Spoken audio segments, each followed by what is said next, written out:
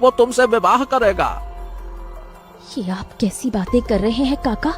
नहीं, मैं ये विवाह कैसे कर सकती हूँ? मेरी छोटी बहन चंपा की पूरी जिम्मेदारी मेरे कंधों पर है। मैं अभी अपनी गृहस्थी नहीं बसा सकती। हाँ, अब तो तुम्हें सेठ से विवाह करना ही पड़ेगा, क्योंकि उसका कहा इस गांव में कोई नहीं टाल सकता है। अभी मेरी बहन चंपा भी दूसरे गांव गई हुई है, मुझे कुछ करना होगा। गांव वाले वहां से चले जाते हैं। तभी अचानक सेठ रघुनाथ धौंस जमाते हुए फूलमती के घर के अंदर दाखिल होता है। सेठ जी, आप यहाँ? अरे, तुम्हें मुझसे विवाह करना ही होगा। हमारी शादी आने वाली चतुर्दशी को तय हुई है। नहीं, मुझे माफ कर दीजिए सेठ जी, पर मैं आपसे विवाह नहीं कर सकती। जो इस तरह जोर जबरदस्ती से मुझे हासिल करना चाहे, मैं उसकी कभी नहीं हो सकती। मुझे अपनी बहन का ख्याल रखना है और वही मेरे लिए सब कुछ है। नहीं, तुम्हें मुझसे विवाह करना ही होगा। विवाह के दिन मंडप में आ जाना, मैं इंतजार करूंगा। फालतू की बात करती है। समय बीतता है और आखिर विवाह का दिन आ जाता है। सेठ रघुनाथ दूल्हा बनकर बड़ी शान से मंडप में बैठा इंतजार कर रहा था, लेकिन फूलमती वहाँ नहीं पहुँचती। दूसरी तरफ फूलमती गांव के बाहर जंगलों में जाकर छिप जाती है। भले ही आज मेरा विवाह का दिन है, पर मैं ये विवाह कभी नहीं कर सकती। मुझे अपनी और चंपा की जिंदगी बचानी होगी। काफी समय बीत जाता है, पर फूलमती का कहीं पता नहीं चलता। गांव वाले कानाफूसी करने लगते हैं। सेठ जी, मुझे नहीं लगता कि वो आपसे विवाह करने वाली है। उस लड़की ने आपको सरेआम बेइज्जत करने के लिए यहाँ अकेला छोड़ दिया है। सेठ रघुनाथ गुस्से में आग बबूला होकर अपनी हवेली लौटता है। वहाँ उसकी वफादार सेविका कमला उसका इंतजार कर रही होती है। सेठ जी, ये क्या हो गया? विवाह की इतनी तैयारियां और दुल्हन गायब। पूरे गांव की औरतें और बच्चे आपके बारे में क्या क्या बातें कर रहे हैं। गांव भर में आपकी नाक कट गई है और वैसे चुप क्यों बैठे हैं? तुम ठीक कहती हो कमला। उसने जो मेरी बेइज्जती की है ना, उससे तो मैं कभी भूल नहीं सकता। अब देखो मैं क्या करता हूँ। वहीं दूसरी तरफ फूलमती की छोटी बहन चंपा दूसरे गांव से लौट आती है। मेरी बहन, तुम वापस आ गई, मैं बहुत खुश हूँ।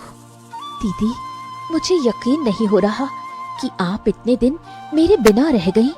मुझे भी आपकी बहुत याद आई।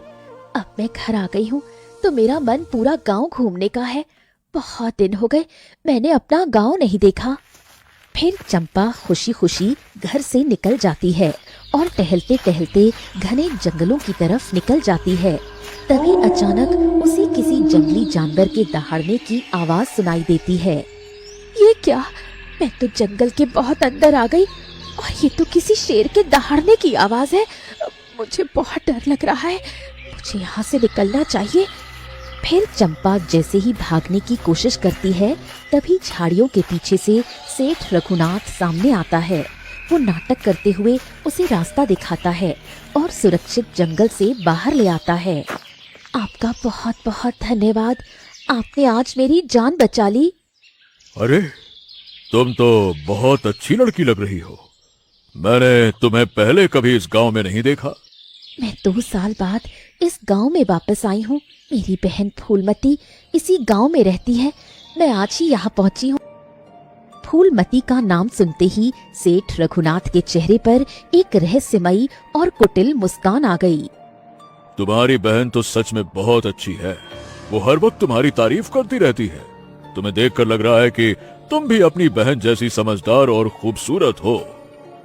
हाँ, क्यों नहीं। आप भी बातें बहुत अच्छी कर लेते हैं। लगता है हमारी दोस्ती अच्छी जमेगी। धीरे धीरे वक्त बीतता है और सेठ रघुनाथ चंपा को अपने जाल में फंसाने लगता है। उनकी बातें प्यार में बदल गईं। एक दिन दोनों तालाब के किनारे बैठे बातें कर रहे थे कि तभी वहाँ से गुजर रही फूलमती उन्हें देख लेती है। नहीं, मेरी बहन, ये चंपा सेठ रघुनाथ से बात कर रही है मुझे उसे समझाना ही होगा। फूलमती परेशान होकर घर पहुंची और चंपा का इंतजार करने लगी। जैसे ही चंपा घर आती है, तुम कहाँ चली गई थी? कुछ नहीं दीदी, मैं बस अपनी सहेली के पास गई थी। मैं अच्छी तरह जानती हूँ कि तुम किस सहेली के पास गई थी। देखो चंपा, तुम मेरी पूरी दुनिया हो। मेरी बात समझने की कोशिश करो। वो आदमी ठीक नहीं है। सेठ रघुनाथ एक घमंडी और बुरा इंसान है। तुम्हें उससे दूर रहना चाहिए। नहीं दीदी, मैं उनसे ही विवाह करूंगी। वो मुझसे बहुत प्रेम करते हैं। फूलमती चंपा को वो सारा सच बता देती है। मुझे सेठ जी ने पहले ही बता दिया है।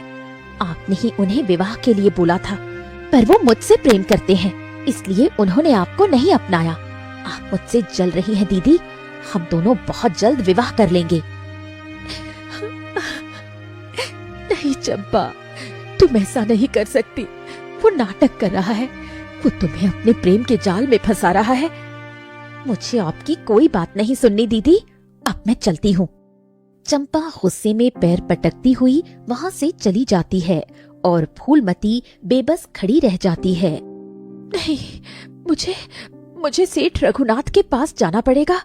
वो मेरी बहन को पूरी तरह से अपनी मीठी चुपड़ी बातों में फंसा चुका है। फिर फूलमती परेशान होकर सेठ रघुनाथ की हवेली पहुंची।